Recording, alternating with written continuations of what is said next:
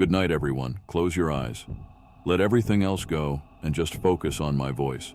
Because tonight's story won't come in your sleep. It'll come in your dreams. So as you drift off, get ready for another terrifying journey.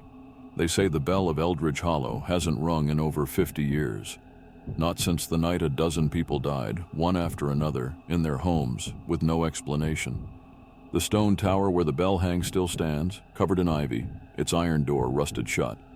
But the fear it inspired never faded from the town's memory. People don't go near it, not because of legends, but because deep down, they know the truth. Rachel, a young folklore researcher with a fascination for forgotten curses, arrived in Eldridge Hollow just as the autumn leaves began to fall.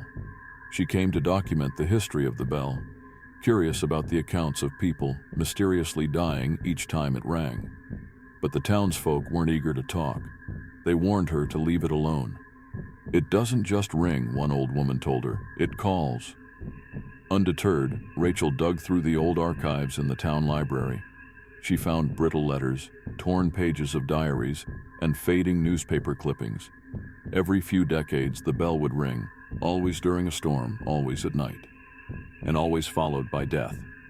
What she found most disturbing were the personal accounts. Victims had been seen staring off into space, whispering to someone only they could see, just days before they died. One evening, as rain pelted the windows and thunder rolled over the hills, it happened again.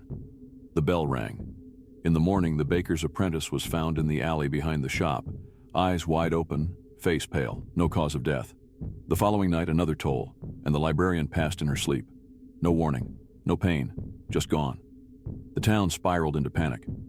Rachel, now consumed by her research, became convinced the bell was cursed by something ancient and unseen. She begged the mayor to grant her access to the bell tower, but he refused.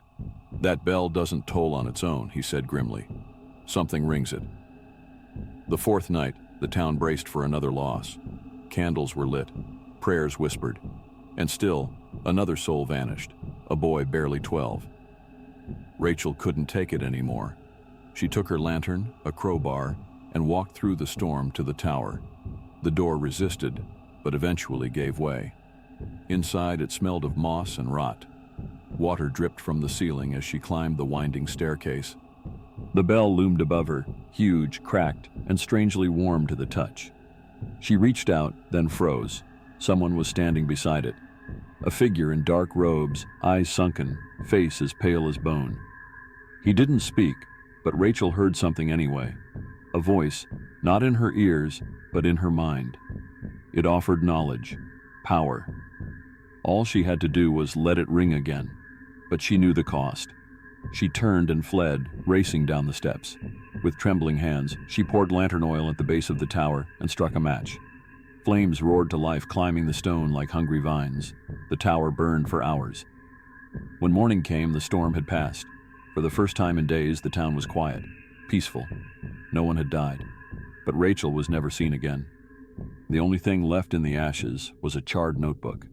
On the final page, scorched but still readable, was one line, written in haste: "The bell is gone, but the deaths have only just begun."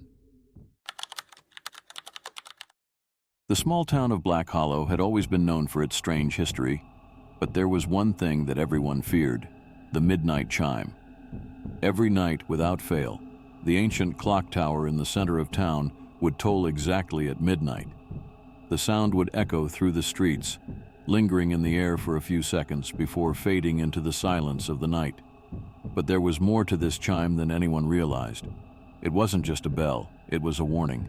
Lena, a newcomer to Black Hollow, had always found the stories surrounding the clock tower curious. But after a few weeks of living there, she began to notice something odd. Every time the bell chimed at midnight, she would hear strange whispers, barely audible but always there. She told herself it was just the wind, the town's old wood settling, or maybe her mind playing tricks on her. But when people in the town started disappearing, one by one, she began to question everything. It all started when the town's innkeeper vanished, leaving only a trail of muddy footprints leading to the clock tower. Then a shopkeeper, a young girl who had recently moved into the old mansion on Elm Street. All of them heard the chimes. All of them disappeared after midnight. The whispers that followed their disappearances seemed to grow louder with every chime. Curious, and admittedly afraid, Lena decided to investigate the tower. She walked the deserted streets that night, her footsteps barely making a sound as she reached the iron gates of the clock tower. The heavy wooden door creaked open, and she stepped inside, the air thick with dust and forgotten years. The clock stood tall in the center of the room, its hands frozen at 11:59, as if time itself feared what was to come. Lena's heart pounded as she stared up at the massive face of the clock, waiting. Then, at exactly midnight, it rang. But this time the sound wasn't just a toll. It felt like it was pulling at her, dragging her closer to the darkness that seemed to breathe within the tower. As the final chime echoed through the empty room, the door slammed shut behind her. The whispers, now unmistakable, surrounded her. Lena turned in every direction, but there was no one there. Only shadows. Only the deep, suffocating darkness. And then she saw it, a figure standing in the doorway, cloaked in shadows.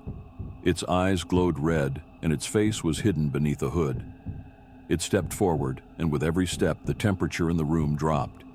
A cold breeze wrapped around her, and the whispers grew louder, until they were no longer whispers at all.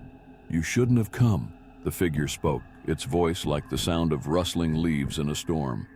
"You heard the chimes. Now you belong to them." The clock rang again, louder this time, as if confirming the figure's words. Lena tried to run, but her legs wouldn't move. She was frozen in place, her eyes locked onto the figure that now stood directly in front of her. The last thing she heard before everything went black was the midnight chime, ringing one final time. In the morning, the townspeople found the door to the clock tower open. Inside, there was no sign of Lena, but as they looked up at the clock, they noticed something chilling. The hands had moved. It was 12:01, and in the reflection of the clock's glass face, a new figure stood, a shadow, and it was staring right back at them. Thank you for watching. Please like, share, and subscribe.